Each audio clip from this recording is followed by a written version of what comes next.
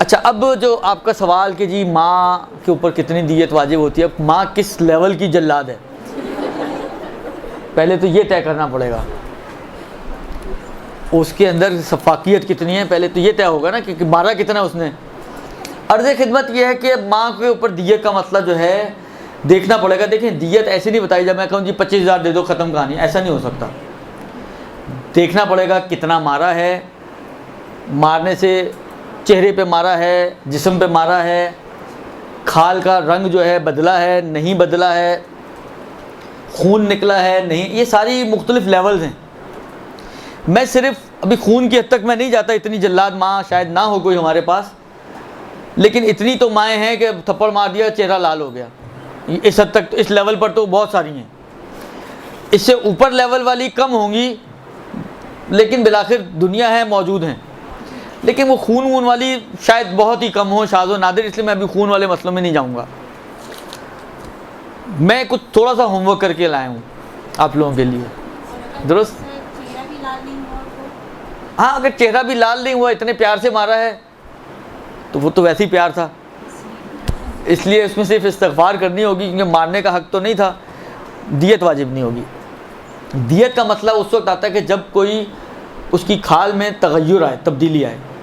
3 levels बनाए इन्होंने, या तो खाल लाल हो जाएगी, या सब्ज़ हो जाएगी, या स्याह हो जाएगी। इतनी ज़ोर से मारा कि स्याह हो जाए, इतनी ज़ोर से मारा है कि सब्ज़ हो जाए। सबसे मुराद शायद इनकी हुई जो हमारे यहाँ नील टाइप का होता है, और इतना मारा है कि नहीं, सिर्फ मौजज़ा हुआ है कि पंजा छप गया उसके चेहरे पर। अर्ज़ खिदमत ये है कि ये अब चेहरा लाल हो जाए, चेहरा नीला या सब्ज़ हो जाए, चेहरा स्याह हो जाए, एक लेवल है। यही तब्दीली बदन पर आए, ये दूसरा लेवल है। यानी चेहरे का मसला अलग है, बदन का मसला चेहरे के अलावा अलग है। कानून यह है कि बदन में चेहरे से आधी होगी दियत। आपने उसकी मतलब फ़र्ज़ करें यहाँ पे मारा, पंजा आपका यहाँ पे छप गया, लाल हो गया, तो जो चेहरे पे मारने पे दियत थी उसकी आधी हो जाएगी लाल वाली।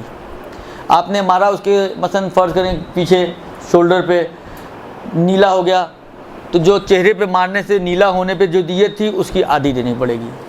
स्याह हो गया, जो चेहरे की स्याह की दियत दी वो उससे आधी देनी पड़ेगी। तो अब हम ये तय करें कि चेहरे पे क्या दियत है, तो ऑटोमेटिकली चेहरे का भी क्लियर हो जाएगा और बदन का भी क्लियर हो जाएगा। अच्छा, आप अगर आगे सिस्तानी की साइट खोलेंगी ना और उसमें दियत के अहकाम में जाएंगी, तो 2 तरह से उन्होंने ताबीरात की हैं। कहीं पर दीनार ताबीर किया है, कहीं पर मिस्काल ताबीर किया है। मैं आपको दोनों ताबीरात मौजूद हैं उनकी, और दोनों को ग्राम्स में मैं आपको एक को बता दूंगा, यानी दूसरे का भी लाबुद वही बनेगा, तो ग्राम्स में भी मैं आपको बता देता हूँ। एक ताबीर उनकी दीनारों में, चेहरा लाल हो जाए तो 1.5 दीनार, चेहरा सब्ज़ या नीला हो जाए तो 3 दीनार, डबल हो जाएगी, और चेहरा स्याह हो जाए तो 6 दीनार, डबल हो जाएगी। यानी 1.5 का डबल 3, 3 का डबल 6, इस तरह याद कर सकती हैं आप। लाल में 1.5, सब्ज़ में 3 और स्याह में 6। ये चेहरे पर है। बदन पे ऑटोमेटिकली आधा हो जाएगा। 1.5 का आधा पौना दीनार, 3 का आधा 1.5 दीनार, 6 का आधा 3 दीनार, दुरुस्त। ये तो एक मतलब। अच्छा जी, कहीं पर इनकी ये दीनारों में ताबीरात हैं, कहीं इनकी मिसकालों में ताबीरात हैं। चेहरा लाल हो जाए तो 1/8 मिसकाल,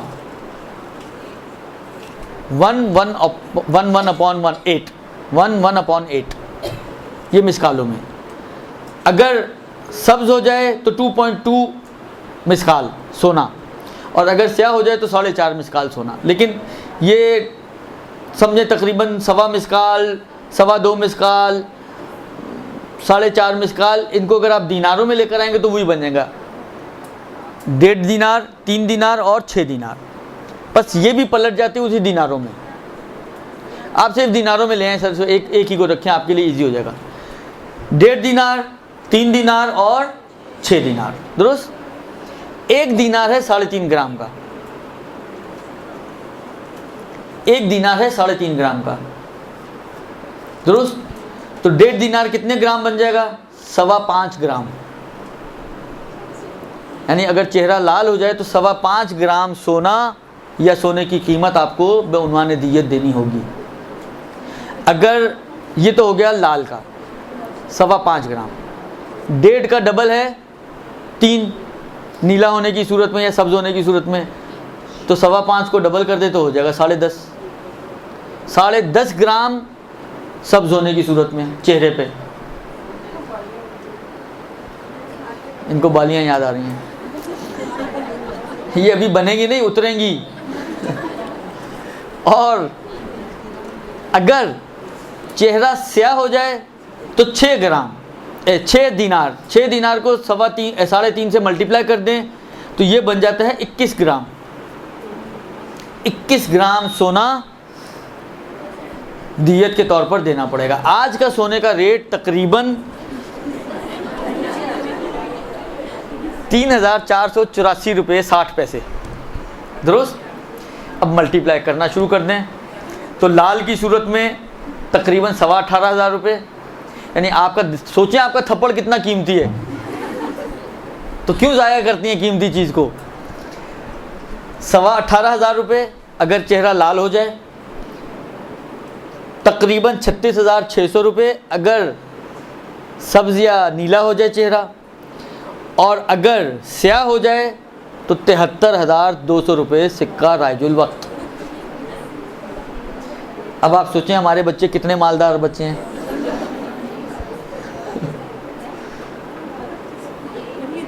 वो रो रहे हैं कि जी बच्चा पैदा होता है तो इतना कर्जा उसके ऊपर होता है, हम रो रहे हैं कि हम बच्चे के साथ साथ ये कर्जा और भी हमारे गर्दनों पे, दुरुस्त।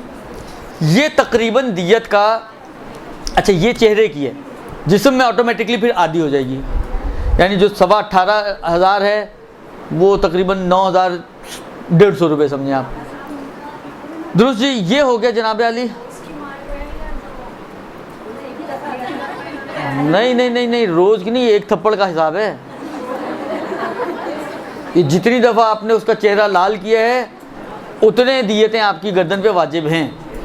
लिहाजा एक गुजारिश मैं ख़ास तौर पे माँओं से करूँगा, क्योंकि इसमें इन्वॉल्व बापों से ज़्यादा माएँ होती हैं, क्योंकि सारा दिन माँओं का दिमाग खाते हैं बच्चे, तो माँओं के हाथ चलते हैं। तो एक आसान तरीका ये कि जिनके बच्चे बड़े हो चुके हैं, बालिग हद बुलूग तक पहुँच चुके हैं, तो माफ़ी मांगने में कोई हर्ज नहीं है, और इधर तो बिल्कुल भी नहीं है, इसलिए कि इतना नुकसान कहाँ से पैसे। अभी आपने कहा ना पर्ची आई जी, पैसे तो है ही नहीं, तो पैसे नहीं तो जाके फिर माफ़ी मांगे। दूसरा देखिए, जब 2 ऑप्शन हो हमारे पास, 2 में से एक मुमकिन ना हो तो ऑटोमेटिकली मुअय्यन हो जाता है कि अब आपको इसी ऑप्शन पे काम करना है।